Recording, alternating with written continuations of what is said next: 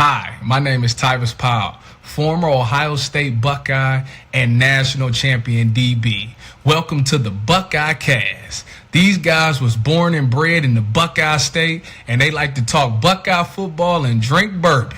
Subscribe to the show. Now pour up a drink and pull up a stool. Here's your host, Joe Warwick. Get him, Joe. All right, folks, we are back. Yes, we made it. I'm alive, coming to you from the jungles of Tulum, Mexico. You know what there are a lot of in jungles, Jeff and Sean? Tourists. Mosquitoes. Lots Snakes. and lots of mosquitoes. So, yeah. But I found that I can poison them indirectly by drinking a lot of alcohol and secreting that through my sweat glands. Ooh, you're secreting? Yeah, a little bit. Doesn't everybody in Mexico? Isn't that like what you do? Take your Okay. word for it. All right, guys. You guys tired or something? It's only 7 o'clock where I am. It's only 7. Yeah, we're ready, Joe. All right. Jeff's in a good mood, too. Let's go. I got a ton of clips for you guys. Do we need to recap any games from last week? Any big losses? I mean, we had some Bunch pretty of big teams losses. go down. All right, let's break the ice there. Folks, before we get started here, as you know, please do your shopping on thebuckeyecast.com. Everything is still on sale. I'm going to extend that through this week. So get in there, get yourself something. There's so many good shirt designs in there. It's kind of scary. Hats, hoodies, quarter zips, all the stuff. thebuckeyecast.com, and share the show with your friend. Share the website with a friend too. Like, subscribe, all the good shit. We are live on YouTube and X. We're on X, Sean. Nice. Love that. Yeah, I know. Huge fan. This is our typical Monday night show. You're not.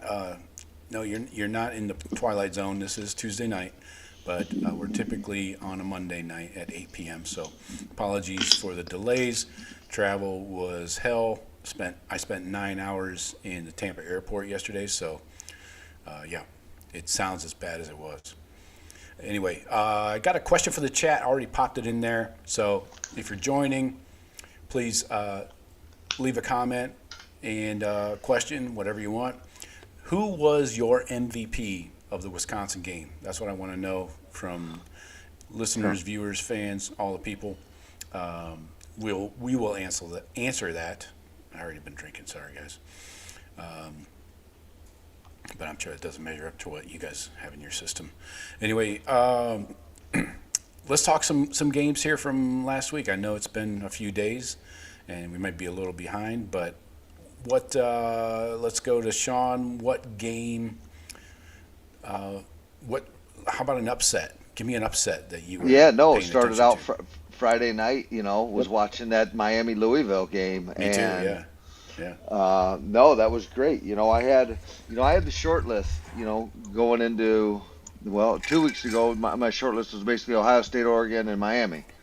Then I replaced Oregon with Indiana, obviously.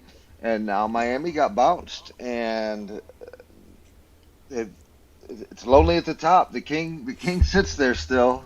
Everybody comes and goes. Yep. Buckeye's been perched up there all year. It is enjoyable. Well, I mean, was a good game. I watched most. I did. I watched most of that game, and Carson Beck, you knew he had it in him, throwing 4 picks.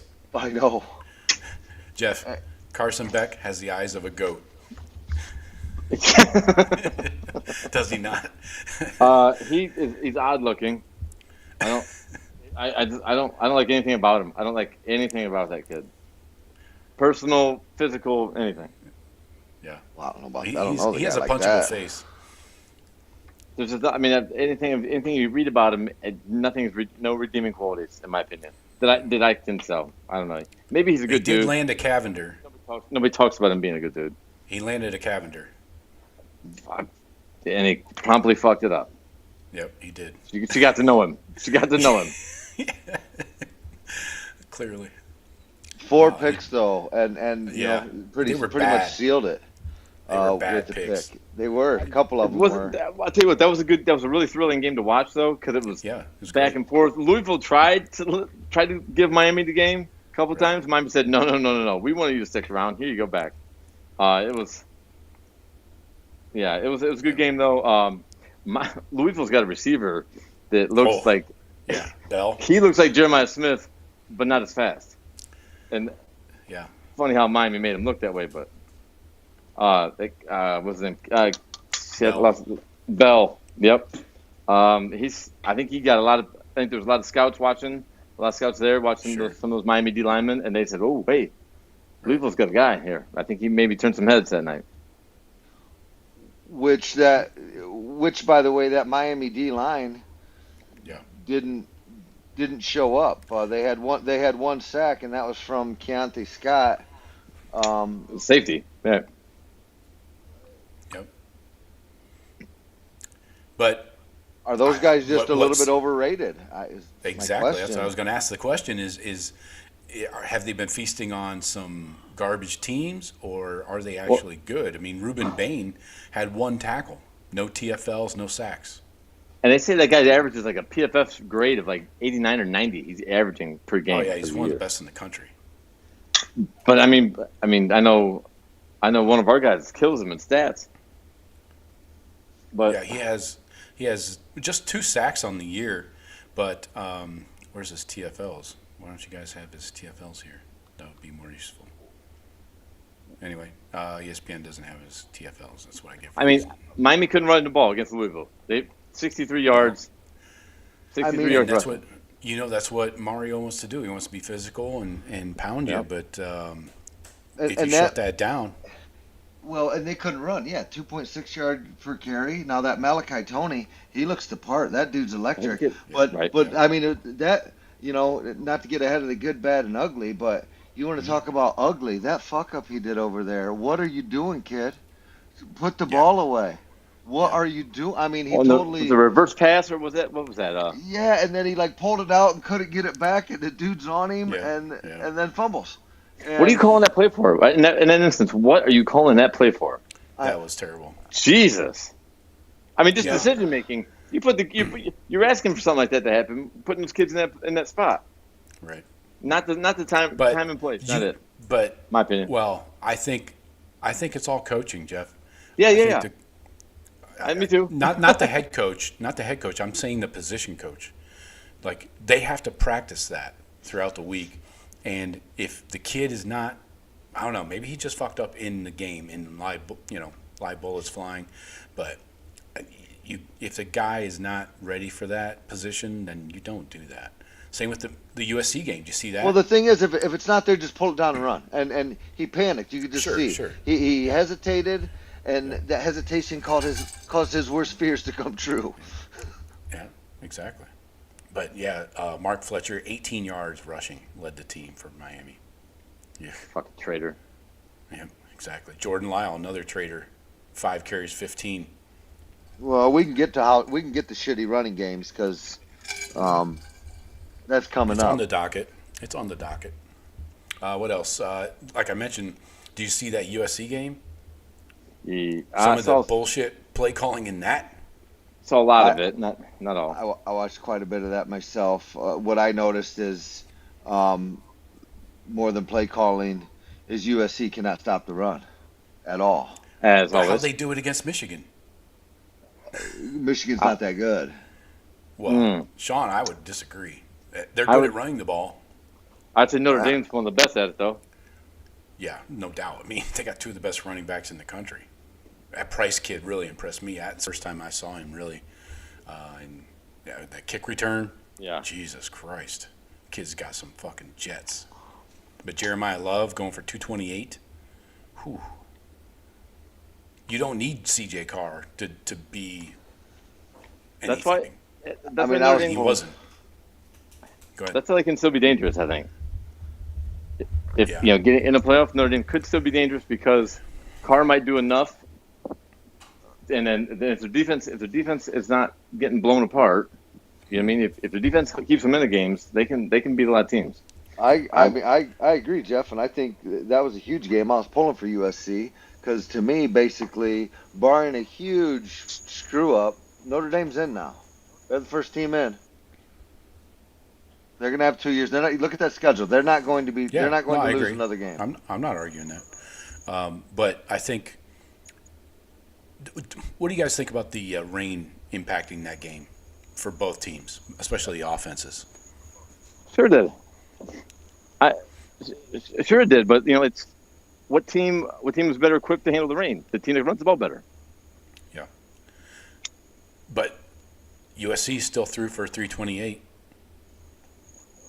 Now they did throw it 42 times for 22 completions. That's barely 50%. I'm sure there's a couple times when I see the ball. I saw just a few plays where the ball being wet or wet conditions have caused some fuck up. But I'm not saying that weather affected that game in either way. Really, for either team. I think Notre Dame's a better team, and I think they proved it. But I think if CJ Carr can manage the offense, you don't have to put it on his shoulders, then they're good. Yeah, I agree with you. Yeah, right. But if CJ Carr needs to make a play, then I'm concerned. Like he did in the Miami game, where they needed him because they couldn't get the running game going against Miami. Yeah. And that was his first first or second start. The kid's gonna be good, I think. I don't know about. I know Love's going after this year. I don't know what class the other kid is, but they're gonna have.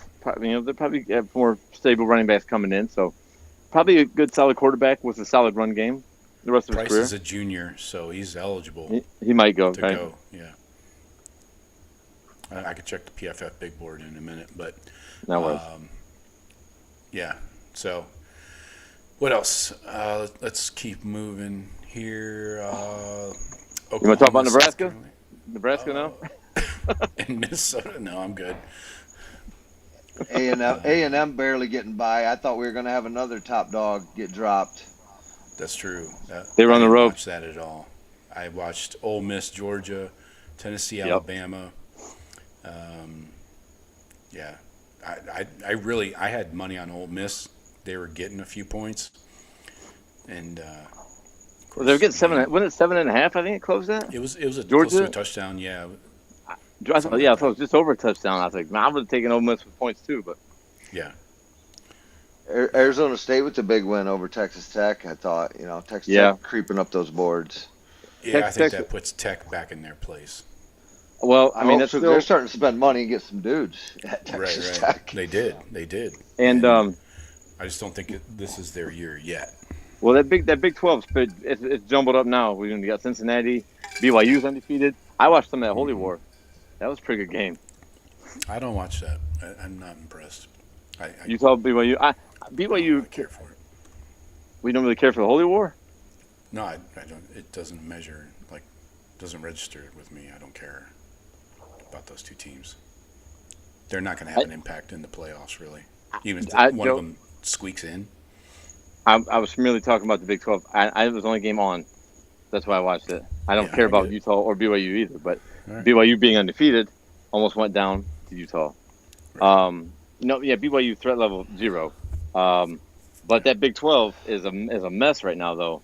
We got 4 teams at the top messing around, so it's gonna. But I think they're only getting one out. Same thing about the SEC. No. Yeah.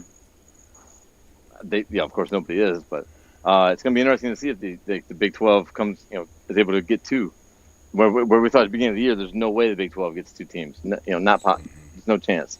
But with Clemson taking a shit in the ACC, you're looking at probably Georgia Tech playing Miami for the lone spot. Maybe Georgia Tech, if they played Georgia tough, could get in while losing to Miami, like kind of a la SMU, but I don't know. Big 12 is going to be a mess.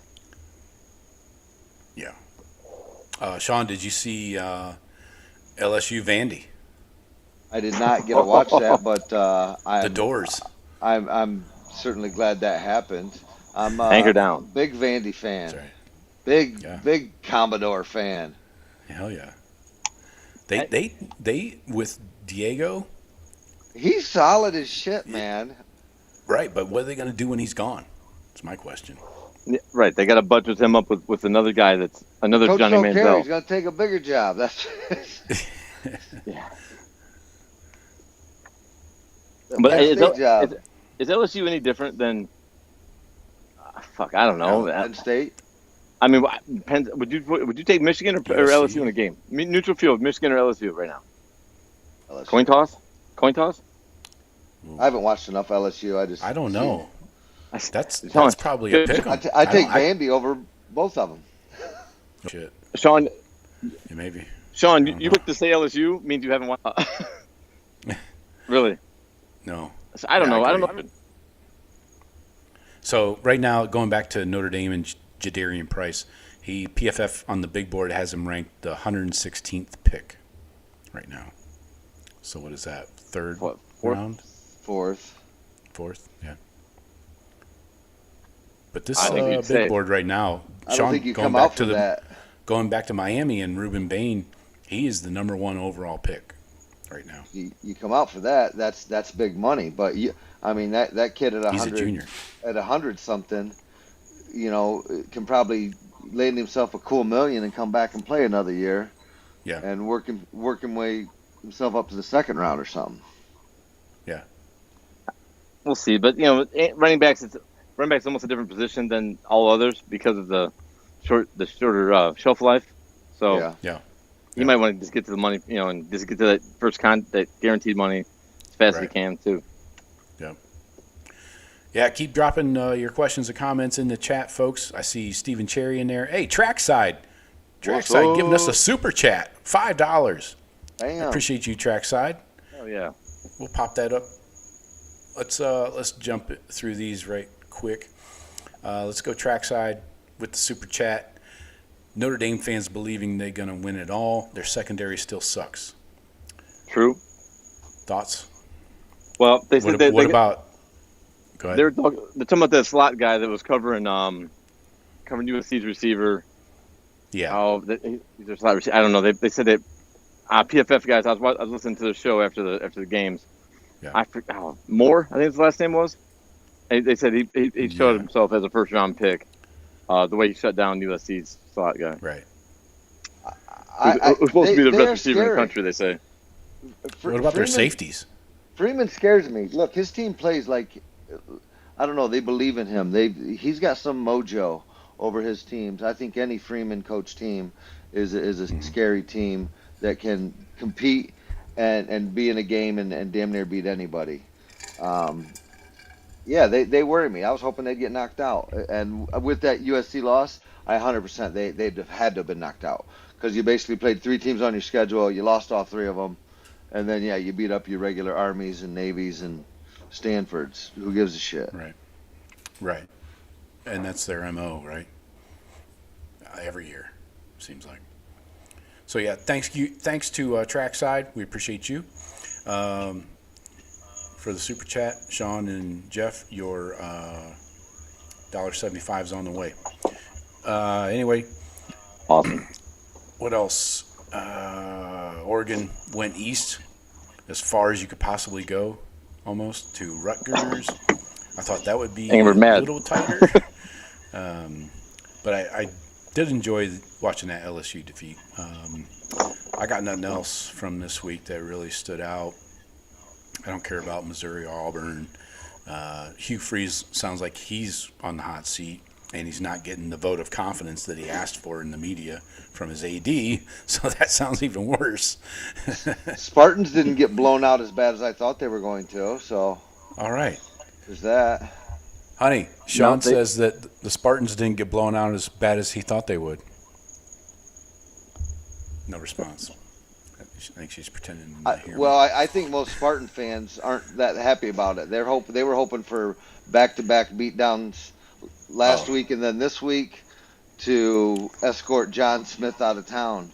Okay, let me relay that take. Sean says that most Spartan fans were hoping that they would get beat down again this week and escort Jonathan Smith out of town. Thoughts? Okay. Quick thought. Yeah. Well, let's bring on the pot. It involves a finger. It involves a finger. Hey, I'm just saying with some local talk shows up here spewing. Okay. Hey, I wish it weren't so. I spend a lot of money in there in East Lansing. No, she says you're not wrong though. To support that. All right, so let's get into this Buckeye game. I think we covered the national landscape. We're going to do our good, bad, and ugly, the old GBUs. And this could be any wide-ranging national college football takes. So who wants to go first on the good? Sean does. Sean does. Jeff's not ready yet. So, Henry, what do you got for your good this week?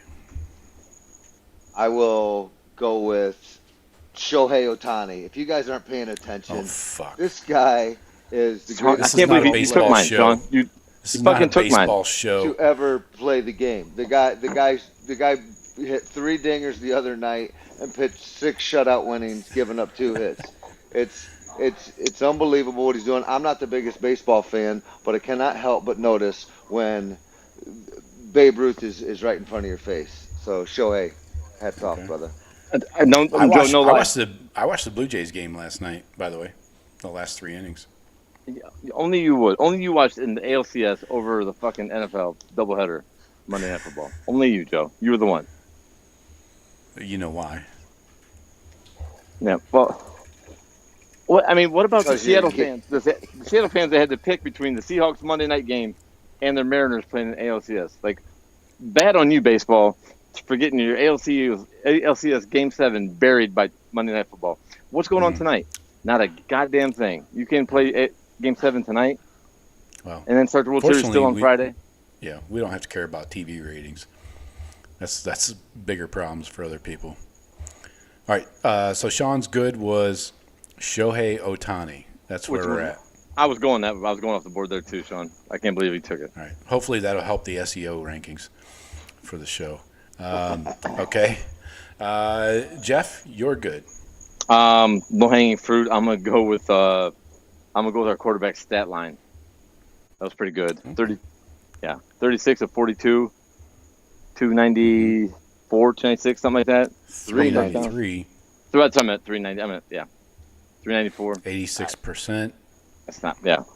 The kid's good. I'm glad we let him show it. He's really good. That first drive was, were you guys just loving that? And I know you threw out some text there, Joe, but it's like, I'm like, I don't think we're running it ever again. It just boom, boom, boom. 10 in a row. 10 completions in a row. Not just 10 pass plays. 10 completions in a row. Yeah, 10 for 10 off the rip. Like, that's just demoralizing to a defense. You know? Well, yeah. Like Ryan Day said after the game, we wanted to put more on Julian's plate. Yeah. And he ate it up, right? Yeah, he's still smashing plates, asking for seconds. Yeah, the RPO game was on point. Good decisions. I'm sure there's still stuff to work on as far as reads, and probably had a couple missed reads in there, but yeah, I agree. The Sayin stat line is more than good. For my good, shutout. Who can argue with a fucking shutout on D? Second one of the year. This is not a Grambling team. Say what you want about Wisconsin's offense and the troubles and struggles they've gone through over the last few years under Luke, but hey, man, fucking shutout to a Big Ten team. I'll take that. I think we got another one under our belt coming up. We play teams where Purdue, Rutgers, Michigan, you cheaters. Man. I'm wish casting that. Even UCLA coming back. Out. It's not like UCLA's looking better, but yeah, we theoretically shut any of those teams out. I'll jump to one of the points I'm going to bring up later, but to emphasize mine on the defense, they had 9 drives. Wisconsin did 6 3-and-outs. Yeah. I'm talking drives. The time of possession of these 3-and-outs, 2 minutes, 1 second, 1 minute 55, 1 minute 28, 1 minute 03, 1 minute 06. Jesus. Here's a minute. Get the fuck off the field. Right. 3 and out. You had your 3. And get out of here. Those were just the 3 and outs. There was another drive, so 7 punts out of 9 drives forced. And that doesn't include the pick and the turnover on downs in the fourth quarter. Lights out, no doubt. Sean, let's go back around to you for the bad. The bad. No baseball references. No more baseball references. Well, that's too bad because I'm going with Bo Jackson, the baseball player. 2.6 yards per carry average. Not Star good, from Nintendo's video game. That's right. That's right. So I'm going to stay with the baseball, go Bo Jackson. And no, it's not good enough. Like I said, I don't know if there's just some sophomore growing pains. I know that O-line's not doing terribly well at run blocking. And this is where I've picked Peoples, actually, as a guy I've had my eye on the last few weeks, to be that second guy. Right. And he got 0 carries. And it looks like my guy Isaiah West yes, I think so. the one they're going to maybe start, who averaged 6.1, by the way. Right. But did get some first half carries. He was in there early, and maybe he's going to be the guy that emerges. I want to see someone else. I don't think Bo's there yet, and can he even get there to be a bell cow? I like having 2. So Isaiah West is the Michael Jordan of your James Peoples. Wow. No. Okay. We lost somebody. I'm so confused. I'm trying to piece that together. I'm saying Isaiah West is now your James Peoples. Yes. You're in love with him, not James Peoples. I'm not in love with him. I'm in love with whoever wants to step up and do that job. I feel some love. I will fall back in love with Peoples, and if someone else wants to step in there and do something, I'm ready to. I'll be switching over to him. Well, all right, Jeff, what do you got for your bad? I was gonna say Luke Fickell's fucking job performance. I don't know, wow. The state of the program, the state of Wisconsin's program at this point. But I'll go Wisconsin's crowd. Let's go off that. Yeah. Their crowd was bad. Did you see that stadium? Why they should not have shown the stadium overhead shot. No more arrows. Before no more the arrow views than this season. It's a direct result of the team's performance. But come on, Whiskey, you get the Buckeyes in town. You fuckers always make it hard on us. You always come out to show.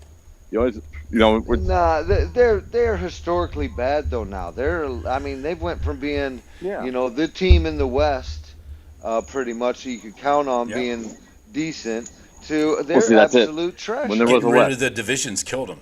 When there was a West, they had some clout. But they're just the program as a whole, the crowd. I mean, you can wrap it all into one. Can you even get it back? Who's gonna go? Who are you gonna hire to go get that? They're not hiring anybody job? though. Who's gonna pay to get kids to go there? Yeah, we talked about it last week in the preview matchup.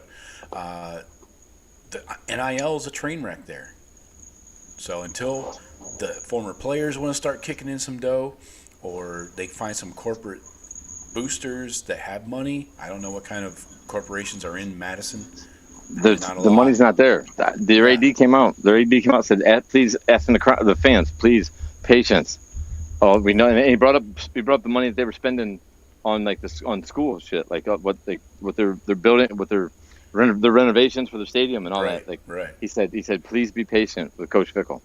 Yeah, they're spending. That doesn't sound like they're not looking making. Yeah, it doesn't sound like they're looking, for donors to chip in. They're definitely one of these teams, one of these programs that is on board with that private equity bullshit. They need it because they're bleeding. Short-sighted. Exactly. I heard someone bring up a good point where, a lot of these programs, and I'm not sure how Ohio State's works, but they go after the filthy rich alumni, right? And get the big money pouring in, because that moves the needle. But I was listening to something else where, there's other average dudes out there that might kick in a few hundred or a few thousand, and those dudes don't even know where to go to do it. It's like I feel like these collectives or this NIL, they're not organized. they're just courting a couple big time whales, and there's so much other low hanging fruit that I think the fans would be happy to participate in. But again, they're going to expect a product that's winning, and they're not trying to burn their money. Right. Exactly. I think what you said, Joe, you're right. If they're not it's not organized. It's not. Yeah. It's not streamlined. Look at Ohio State's NIL was a train wreck the first year. Brian Schottenstein was the only one doing it, and he was getting offended when I tweeted at him. He firing back at me, DMing me. I'm like, hey, man, calm down, little guy. You're like 4.5 feet tall. He's worth $1 billion. See, he's going to come after me now. Shit, he's probably listening. Damn it. This is going to get back to him. I'm sorry. Yeah, we got billionaires listening to the show, Joe, and you're pissing them off. I know. Wrong business plan. Yeah. Anyway, we're going in the wrong direction, guys. I'm sorry. It's my fault. Let's see. Jeff's bad was Luke Fickell. I'm going to go. I was thinking about going off the board. Really? Can I choose like a conference? Let's go with the SEC. How about Seattle's relief pitching last night? Oh, yeah. That was not pretty. Anyway, let's go with the SEC. It's seemingly you guys are a bunch of mediocre clowns that keep getting ranked highly in the AP just on name brand alone. And unfortunately, the rest of the other college football media, like Josh Paste, they're on board. And he's also from the South, so I get it. So you end up with 5 or 6 SEC teams in your top 10 every week, consistently. So I'm saying bad is maybe we need to kind of reset our thinking as a college football sport on what programs are good and what aren't, right? Like maybe an Ole Miss or an A&M don't deserve to be in the top 5. Maybe a Tennessee doesn't deserve to be in the top 10. Things like that. I'm just tired of the LSU, another shining example. 2-2 in the SEC, but hey, they were number 10 last week.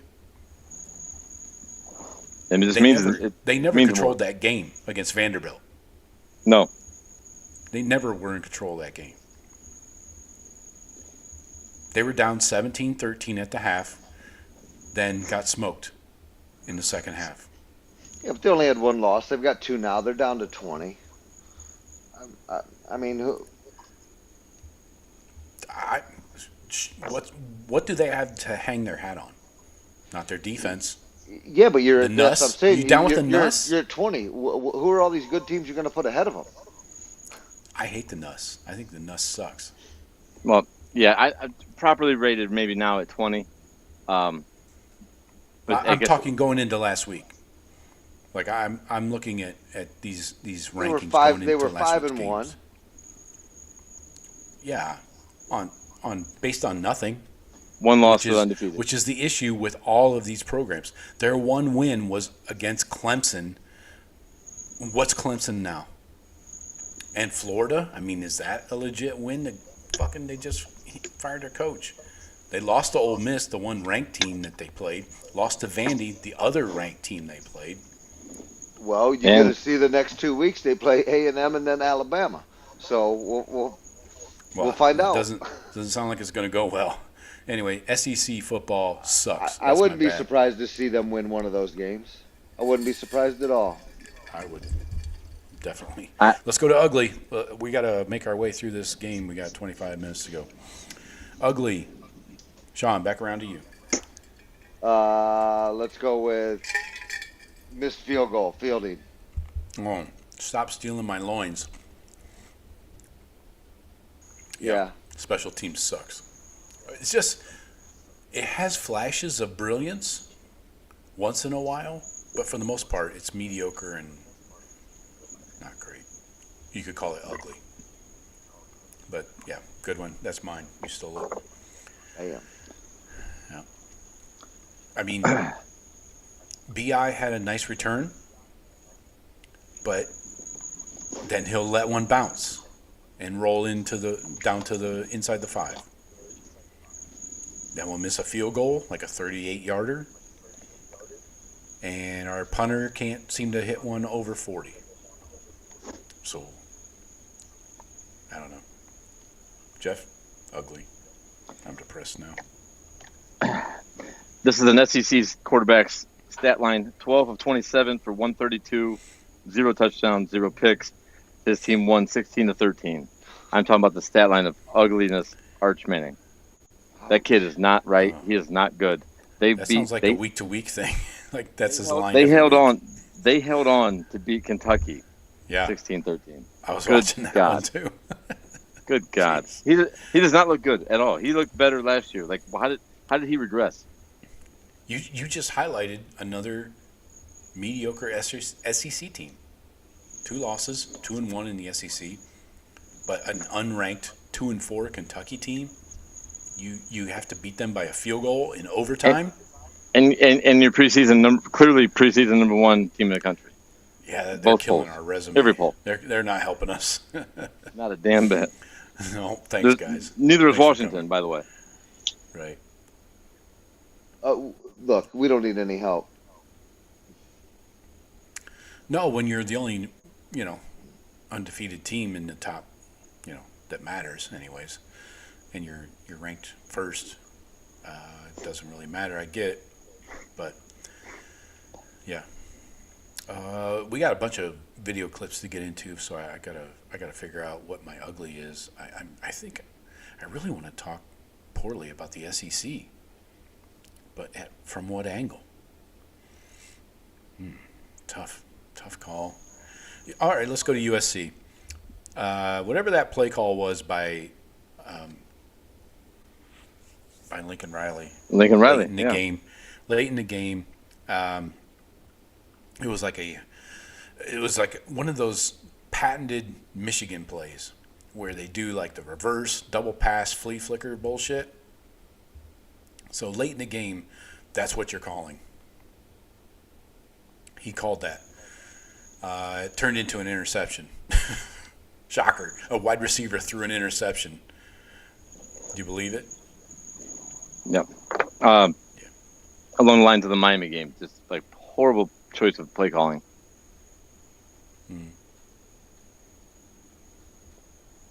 Oh, no, I'm sorry. I'm thinking of the Makai Lemon fumble.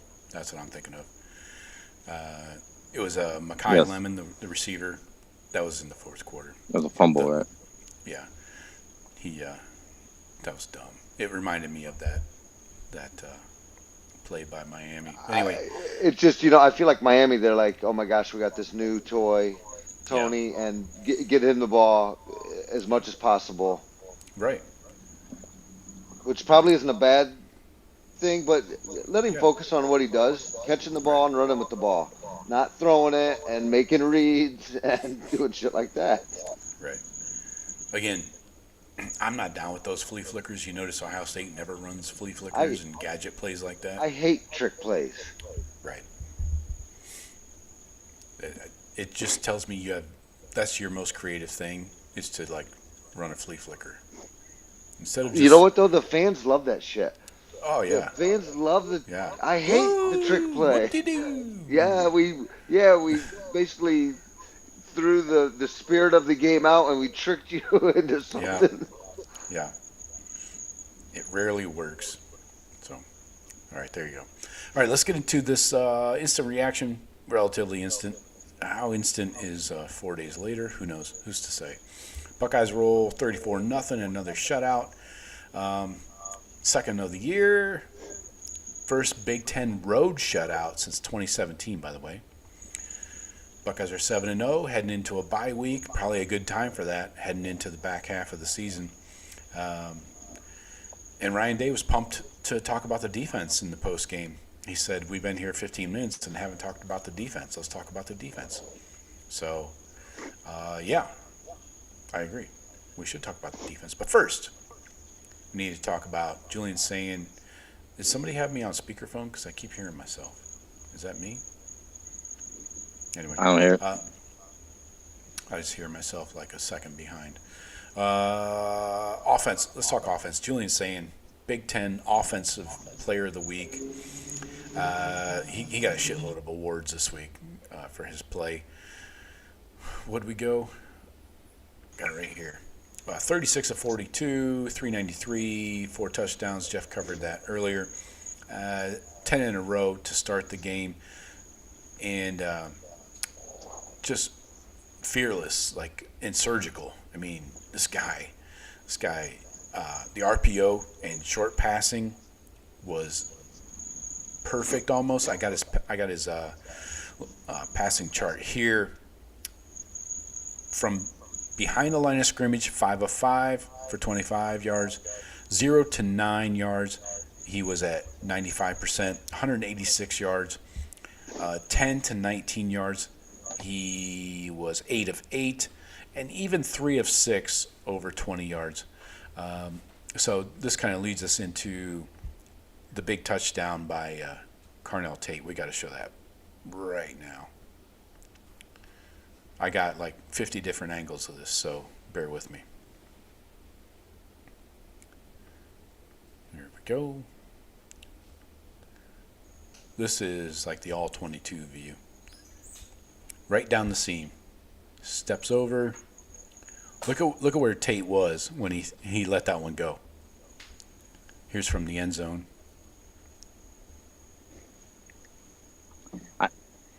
Debo accuracy, it's there. Intermediate, it's there. The kid Slides. He's on Back. Yeah, just look. He threw that back over the seam. Look at where Carnell. Watch his route. Bang.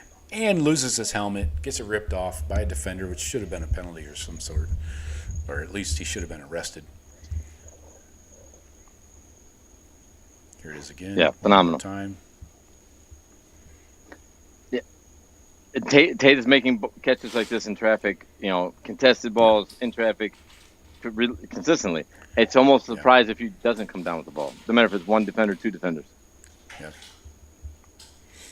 I love to see him getting his looks and getting his stats because he's kind of unsung, last year in our offense. But definitely a great number 2 to Jeremiah. Love that catch. He is. He's had some amazing catches this year. This dude is a freak talent. And if it wasn't for Jeremiah Smith, we'd be over the moon about this guy. I mean, I think this podcast already is, but who's better than him? And by the numbers, is Jeremiah that much better than him? I don't know. Dude seems to do it all. Makes tough catches, contested catches, gets his feet down. I mean, always the sideline catches and the guy's He's money. patented that move. He's patented the sideline toe tap. You can't even defend that pass. You can't defend that. It's easy 10. Here's Ryan Day talking about it. So that was actually going to be Brandon in the slot. But because Brandon was out, we moved Quincy over into the boundary. We moved Carnell to the slot, which he had not run that play in practice one time. He actually ran that play against Purdue as a freshman and got a big play down the middle. And what it was we were running down the field against a coverage where what we call two Tampa or tricky, and he stuttered on the tricky player. So it was a stutter on him and then went by him. And then Julian got pushed off his mark and had to slide. So he was a little late getting it to him. And so he threw a good ball, but it was a little bit late. And so Carnell had to come back and make a contested catch over the defender's head. And I just thought that was a really great catch. Just that's an All-American catch. And so for him to make a play like that early in the game set the tone. But yeah, I mean, those are the things, when you're trying to get it down the field, you got to find double moves. You got to try in as many ways as you can to push it down the field. But yeah, big time throw and catch. Brandon was out, so that was actually going to be Brandon in the slot. Jesus Christ! Because Brandon was. Go ahead. And what he said with getting pushed off with Sayin getting pushed off the spot, like most defenses, that's a win. You know what I mean? You force the quarterback to slide and then get the ball out late to the guy deep, where your guy might have been, might have been beat on the route, but by your line by the blitz, forcing the guy to move over, we just out executed a good execution by Wisconsin there. Yeah, I mean, I talked about it last week. Julian has that sixth sense where he can feel that pressure. He doesn't have to see it. He just knows it's there. He feels it. Yeah, his and he eyes can were step up and downfield. slide. Yeah, you keep your Right. eyes downfield and you slide, or you move. Take a few steps, step up in the pocket, whatever it might be. And he's got that. He's got that quality. Well, and he knew he was going to, kind of heave it down the field. So I feel like he stepped over there so he could step into one. No one's Yeah, to front. give him some clear space, throwing. yeah. Yeah. Yeah. And like you said, though, but he almost did it naturally without thinking anything else. His eyes were downfield at the receiver. He felt that pressure, slid over, and then boom. Yeah. He knew he just needed a second to do that too. Yeah, it looked like the drills that they have. When they're coming up and the guy comes in with like a blocking dummy, and they slide. It looked just like. Remember the old broom, the broom drill. But I mean, them in the legs. That's all it was. You're right. It was just instinct. It was just like you're running through the drill, and that's what That's teaching tape. That's teaching tape right there. Here's one of my favorite plays by Julian the other day. Again, stepping up, evading the pressure from behind, and getting the dump off. Free yards, a free 15. Give me that all day long. To your boy. Holla if you hear me. Steps up. Yeah. Easy peasy. All right, here's my guy, B.I.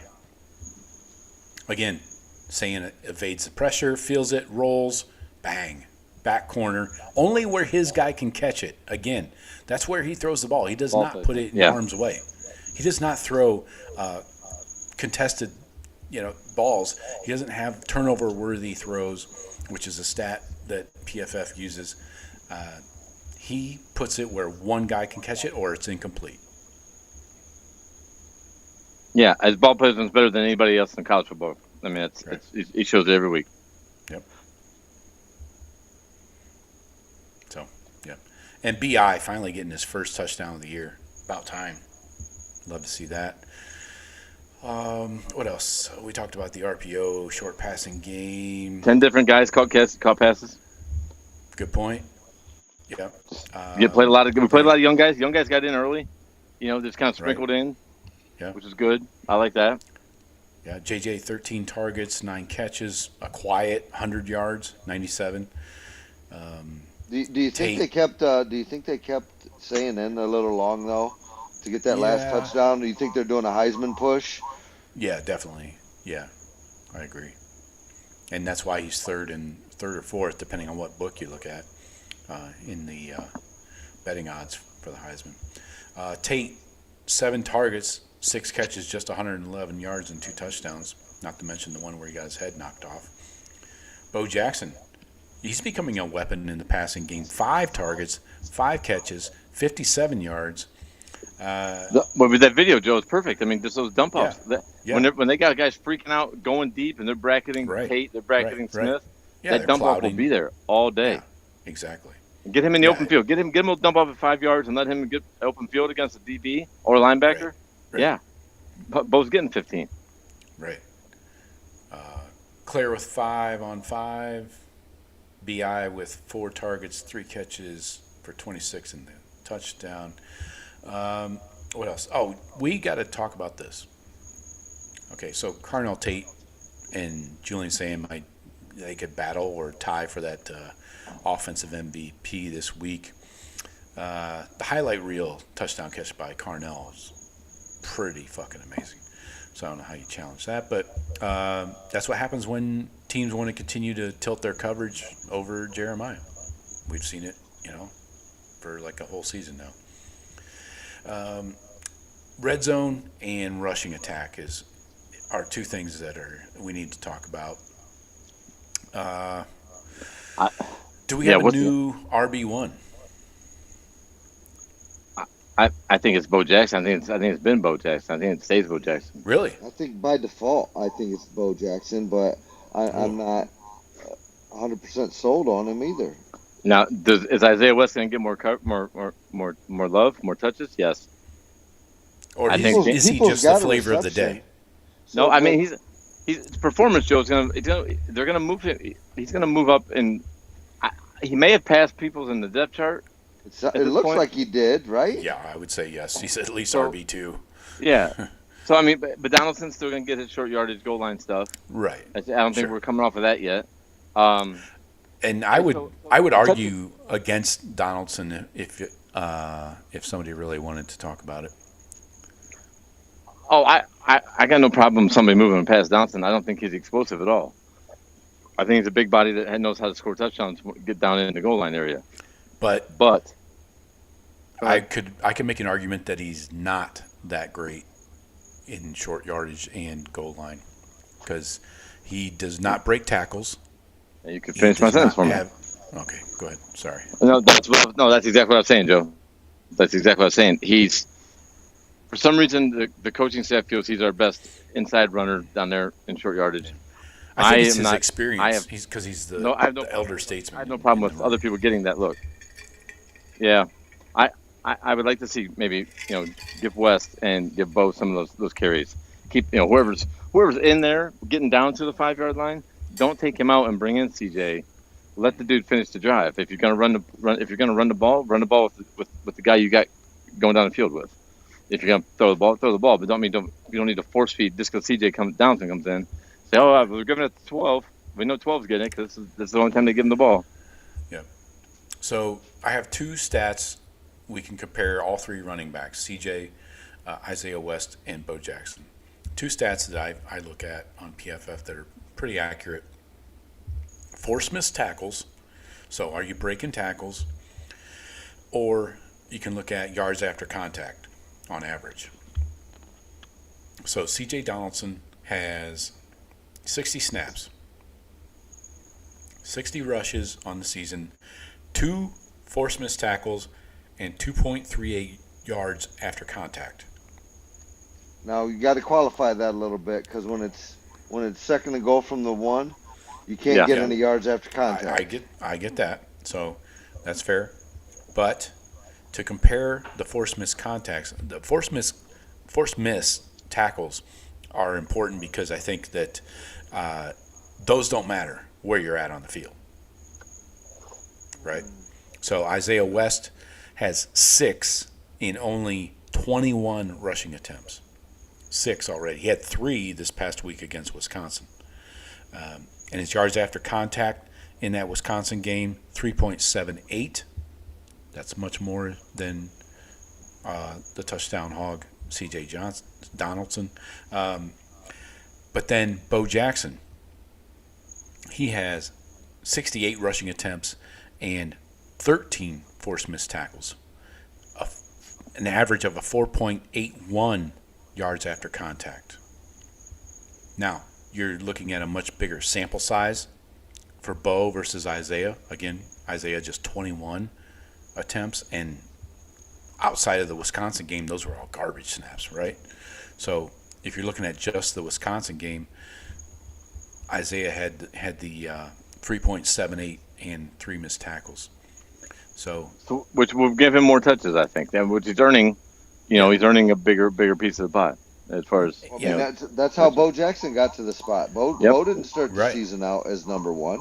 Sure. He worked his way to it, and it seems like he's plateauing a little bit. Mm-hmm. Definitely. And let's keep the heat maybe up. Maybe it's the ankle. He had the ankle last week, so maybe he's still maybe not 100%. But Ryan Day talked about the running attack this week.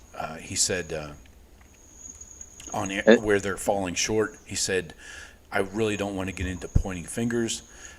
He says that because he doesn't want opposing teams to focus on what they think is wrong. Oh yeah, but they know the weak spot. They know where it is though. They're not going to tell everybody, though, which is smart. But he said, he continued on, we've got to be more consistent in terms of identifying who we're going to and using the technique to block them. He said, we abandoned our technique recently. And what that's really come down to, he says, I don't think it was really an issue of the running backs not identifying the hole. What we can't have is guys running free in the backfield. That's unacceptable. Defenders is what he's talking about. Yep. And I agree. I mean, you can't. So that leads us right into the right guard situation. Oh, yes. Right? why I had a hunch. Yeah. So the rotation at right guard, Tegra Shabola versus Josh Padilla. Is there a permanent switch coming? Ryan Day was asked whether they're considering starting Padilla over Tegra, and he said, we're going to look at everything. We're looking at the stats, figure out who and what gives us the best chance to win, all things we're evaluating. So sounds like everything's on the table. How are you Ohio State and you don't on that roster have a serviceable guard? Well, they have one. The pride of the 419. Yes. I don't think he is the issue in this equation. No, the right side is entirely the but issue. I would think they'd have three guys that you could put in there and are going to be all right. Not a complete train wreck. You know, a lot of these guys that we've had, these fringe, you know, some of them even Ohio guys, you know, like we were picking up at the end of these recruiting classes the last couple of years. You know, these are they're all projects. Well, a lot of those guys end up leaving. You know what I mean? A lot of guys have left and transferred. You're Zen Mikowski's and all those guys, people like that. So I think we got these freshmen coming in. Padilla's one of the last guys, probably, was he a sophomore or junior? Sophomore. So I think Shabola's, one of those guys that was, I think we're working him out, working Padilla in, and the recruiting seems to be picking up as far as quality. But I think we have a lot of freshmen still, freshmen and sophomores that probably by next year should be adding depth. Yeah. Those Armstrong kids from what's up with those two? Yeah, from center. Lakewood, yeah, center in the guard. Yeah, they're in the 2 deep, I would say, but that's about it right now. Ryan Day said, they're not going back to the running back position. We're not in a position where we're going to make a hierarchy. So it's just, I don't know, play who you want to play. There's no order. I kind of disagree with, I don't think that's real. They have an idea who they want to give touches to and who yes. they don't. Yes. So maybe it depends on health or something, But anyways, we got to talk about this defense in the last couple minutes. Silver Bullets are fucking rolling here, allowing just 144 total offense by the Badgers, 74 yards through the first 3 quarters of that game. Passing, they allowed 49 yards. So it's just they're executing at a top level that I don't think we've seen in years. I mean, this is much better defense than last year, right? I don't know about much better because last year we had the number 1 defense in the country, but right. I do think you could probably say to this point better and adapts quicker. Okay. As far as changing, seeing what the offense is doing, making the adjustments and stuff like that, they seem to come quicker. Well, at least it doesn't look like Matt Patricia's going to need 3 years to create the best defense in the country, like a previous coach. We can counter move their moves much quicker and much more efficiently. Like when they change something on defense, the defense executes it the way they're supposed to instantly. It's not we get going at halftime and make adjustments. No, the defense can make those on the fly. It looks like, and they're executing them. Right. And the talent that he's working with is off the charts. But I do think that this Ohio State defense is the best in the country. And it's not close. And I do think with the teams in front of us yet, this could end up being a historic defense of all-timer that everyone talks about. Well, we haven't played a lot. I mean, as we saw Texas. Texas's offense is a shell of what everybody in the country thought it would be. Mm-hmm. Washington posed, what we thought posed a good threat as the other defenses are being able to do that to them as well. We still have 2 offenses to play that will really test us and really find out how good we really are. And that's them fucking scumbags up north, and then them Hoosiers come Indianapolis. So, that's I wish we had Oregon on schedule this year. I would like to see our defense against Dante Moore and the explosive guys he has. That'd be a great game. They'll be in the playoffs. That game still may happen.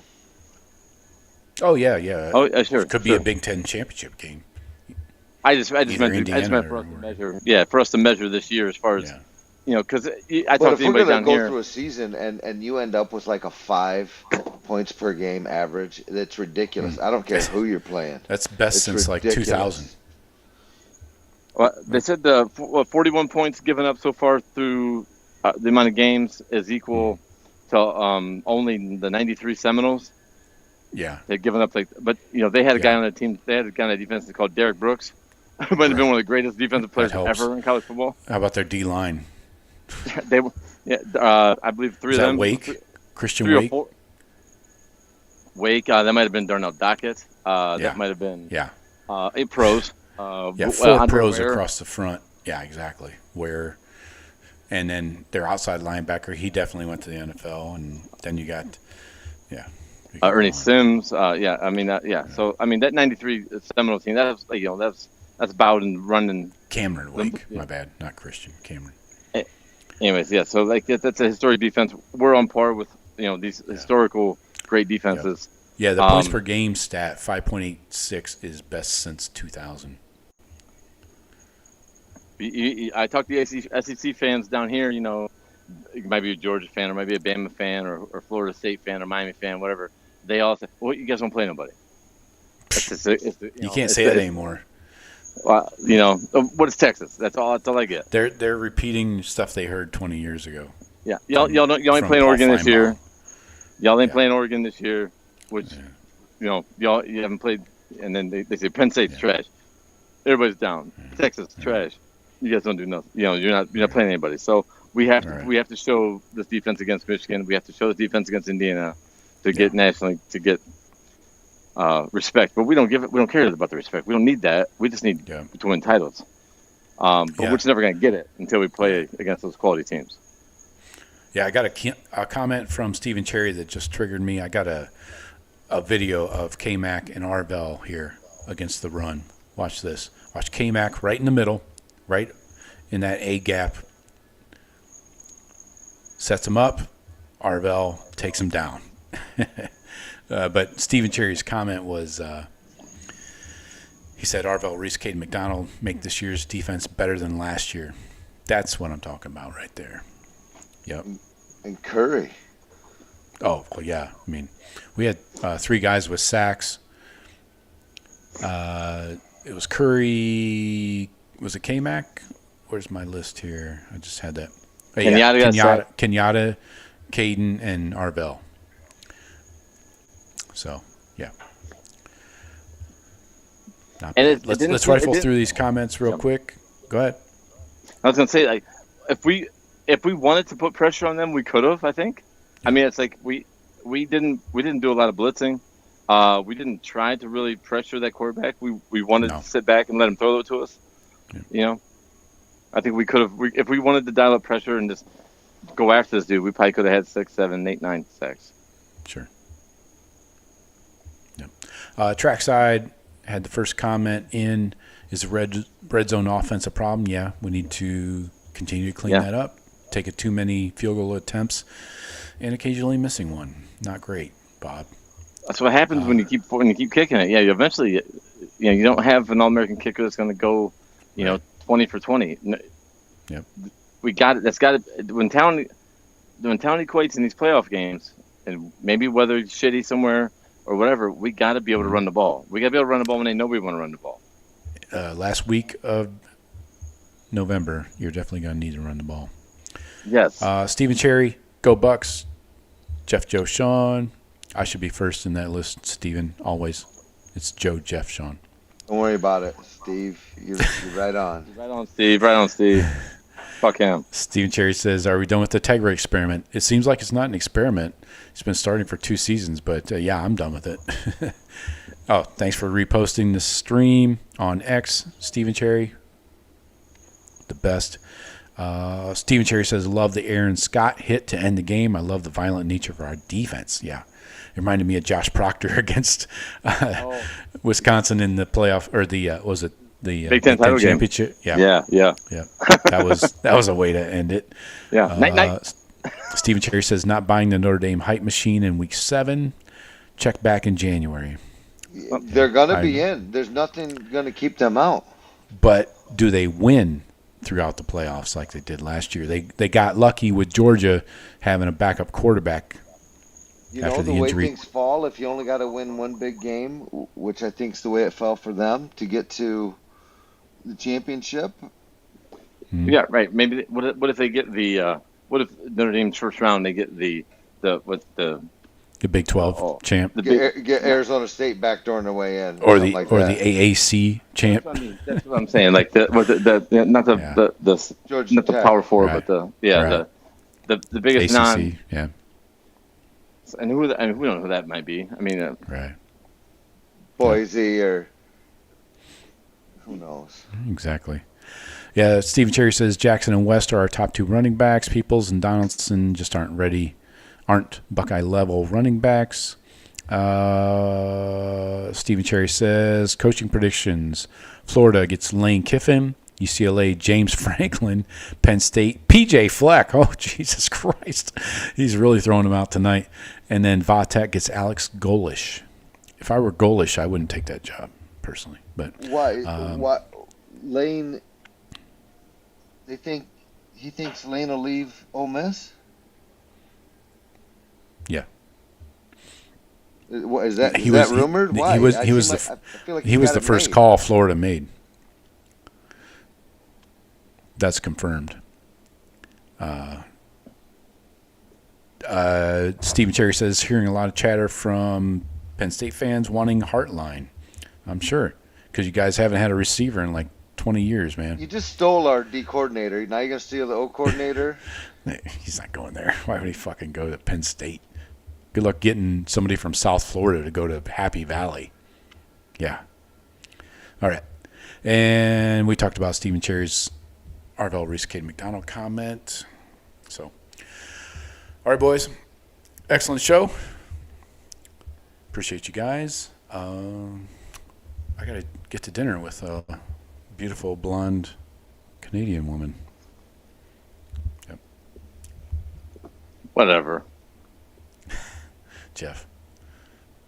Yeah, maybe I get to meet her someday, Joe. You know. Yep. You want to keep fucking talking about her, go gallivanting across the country, across the world with her. You're gallivanting? Thanks for your He's gallivanting and secreting all over this podcast. I know. Who isn't? God forbid the people. God bless you, the people of Mexico.